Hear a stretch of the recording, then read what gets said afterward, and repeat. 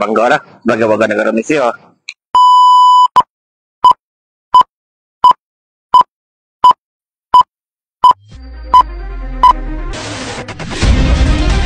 Sebagai penerima Budi 95, apakah perasaan tuan pada Alhamdulillah, sebagai penerima Budi 95 ni, saya tu berasa bangga lah sebagai warga negara Malaysia.